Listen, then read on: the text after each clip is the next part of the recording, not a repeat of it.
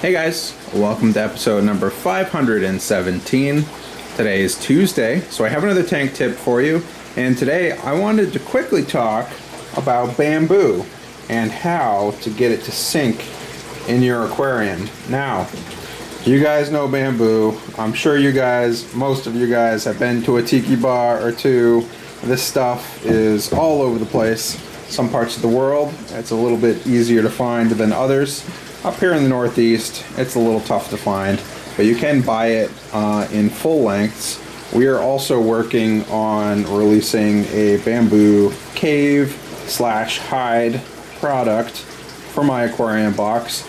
This here is just a natural dried bamboo, around 3 inches in diameter, and it makes a really good cave or hide for your medium to large size fishes, crayfishes, plecostomuses, anything that likes the dark.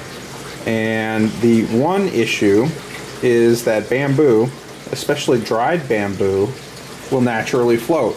Now that's nothing new because it is wood, and a lot of woods will naturally float, but after enough time they will eventually sink. And that's one thing you can do with bamboo, is you can just let it float for 2 or 3 weeks until it sort of rehydrates and all of the air sort of escapes, and then it will sink. I've actually got 2 down here which have been in here for a few weeks, and they have sunk all on their own.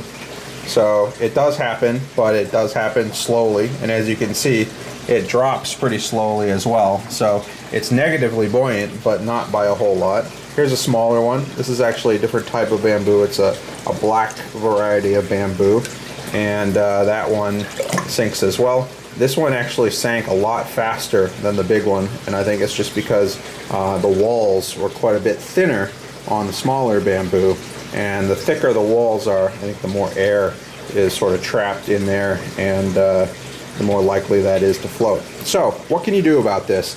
Obviously we want this on the bottom of the aquarium, not floating on the top of the aquarium.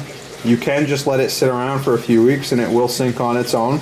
It doesn't release a whole lot of tannins. It's not a very dark wood, so it's not going to discolor your water at all.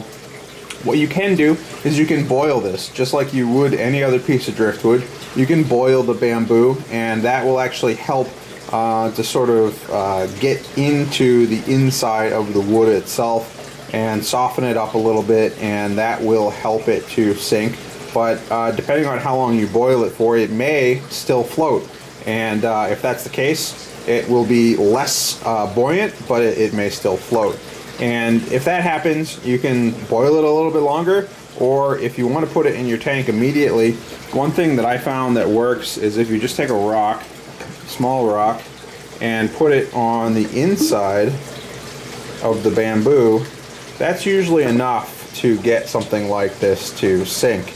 And if it's on the bottom of your tank versus floating on the top of the tank, there's more water pressure sort of going against that piece of wood, and I think it makes the whole thing sort of waterlogged quite a bit faster having it sat at the bottom of the aquarium. Now if you've got larger rocks, or if you've got an aquascape that you're working out, you can also incorporate rocks over the top of a piece of bamboo as well, to sort of get it to stay in place. It may float, but the rocks can definitely hold it in place.